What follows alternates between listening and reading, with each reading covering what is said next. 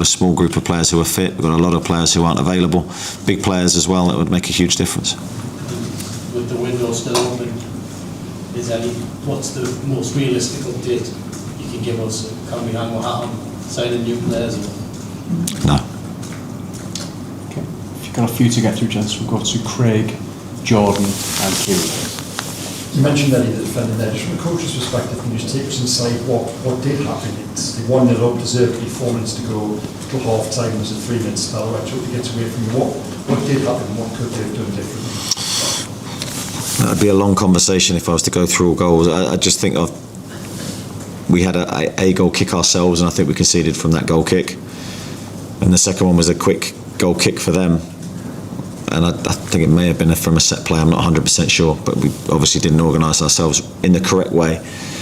And we got punished, but we got punished, I have to say, from a great goal from Ekitike's perspective. And sometimes you have to acknowledge the quality of the play against you, although acknowledging again that we could have defended it better.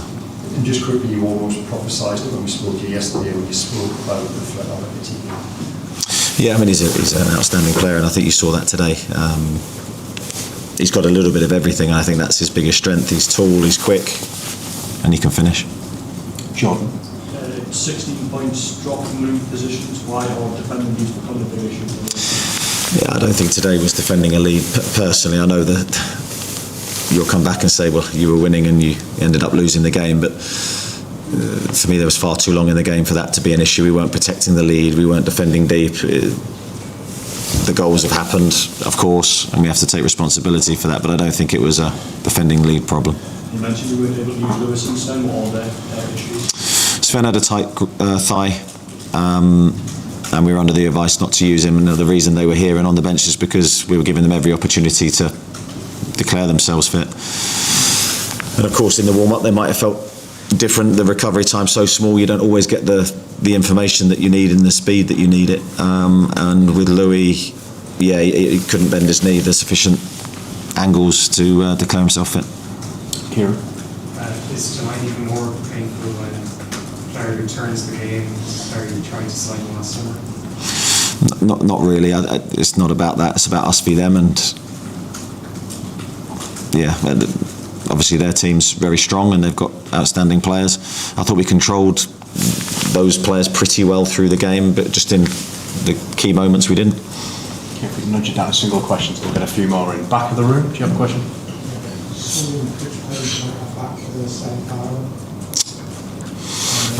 Yeah, I'd say probably the best chances we have would be Sven and Louis, who were on the bench today. Bruno, I'm not 100% sure whether he'll make it or not. There's a chance. The others, no. Okay, we'll go to Dom and then finish in front with the other Dom, please. You said nothing in terms of incomings. Could we expect any outgoings in the final 48 hours?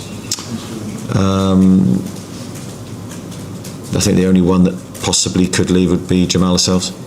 Okay, Dom, to finish, please. There's been a bit of speculation about Joe Willock. Has he shown in the last week how important he still is now? Yeah, I think Joe's played really well in the last two games. Very pleased with him today. I think he suffered a bit of cramp in his hamstring. He was physically all out. He gave everything. I think we've seen a return to the very best Joe in the last two games. I've been delighted with him, and that's a big physical effort for him. Very minimal recovery time. He hasn't had a load of minutes. So I think he'd be really proud of what he's given the team, and certainly a fit and firing Joe Willock is still a huge asset for us. They've already been in? I played with him after the game, maybe not the other game, so I don't know what's wrong with him. Congratulations tonight. Another big win this week. Is it the perfect sort of result to start to hopefully build a bit of momentum for you, but a crucial part of the season? Yeah, of course. We are in an industry where it's all about results, and I've asked after the Bournemouth game, or not asked, asked as well to the players, but told you as well that we have to improve in both boxes, because in between we do so many things at such a high level. And in the last two games, scoring 10, only conceding 1, I think I can safely say that has been a big improvement. And so yeah, pleased and happy that we have these two results, but because of the many points we've dropped, we are also aware that this is certainly not enough. I guess it's another game where you must be delighted that you managed to sign Hugo Ekitike. Yeah, but not only him. I think our other signings played a very good game as well. Everyone should talk about his goals and his actions and how nice this is, because this is where pundits or every fan should talk about, because that's much more important than work rate off the ball for them. But for me as a manager, I see throughout the last 6-7 months improvement, but lately a lot of improvement in terms of work rate off the ball. Not even work rate, but the ability to keep on going off the ball with, especially with Hugo and Florian. They've improved throughout the last 7 or 8 months. But now I think everyone can see that improvement as well. And the better we are off the ball, the more we have the ball, the more we have the ball, the more they can show how special they are. And all the ones that won the league here are together. And unfortunately, that took a bit of time, because that's how high the intensity levels of the Premier League are. And can I just finish by asking about Ibu Konate? Obviously, it was a really emotional moment for him scoring in front of the goal. Yeah, of course you can.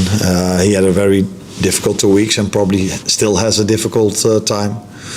But we spoke in the end of last week when he said, I'm planning to be back in the end of this week. So that would have meant that he could not have played this game. But when he saw all the problems we had defensively, he called me early this week, say, I want to be back to help the team against Newcastle. And he came back Wednesday, trained twice with us. And today, not only he scored a goal, but I think he played a great game, and the fans were really appreciative throughout the whole game. But definitely at the end when he scored, and his teammates were just as appreciative when he came in the dressing room after the final whistle. Richard? Arne, you touched on it a bit there, but the understanding that Hugo Ekitike and Florian Wirtz are building, I mean, particularly in the last few weeks, it must be something you're very pleased with, and that plays very well. Yeah, no, of course. But I don't think it comes to a surprise to anyone. Definitely not to me, because the more players play together, the more they can find an understanding. And I've tried to explain why it was difficult for them to play earlier on in the season every 3 days a game. And now they are able to do that because they can keep going. They can play more often together. We can play more often with the same team or same combinations.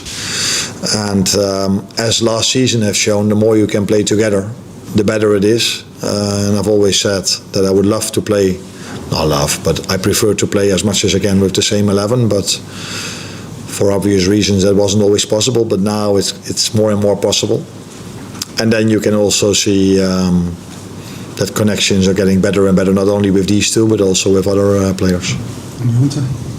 Arne, you said the teammates, teammates showing their appreciation for him.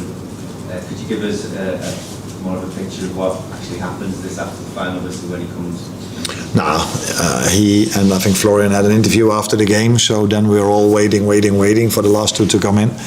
And then when he came in, of course, everybody was cheering for the both of them, but definitely also for Ibu, because it's very nice for him to score a goal when he is in such a difficult time. And I think this team has shown that we are always there for each other in difficult circumstances, and that's what they were for him in the last few days, and that's why I think they were so happy for him that he was able to score, which was told to me, but I'm not sure if I'm lying, but his first goal at Anfield since he's here. That's what people told me, but I don't know if that's true.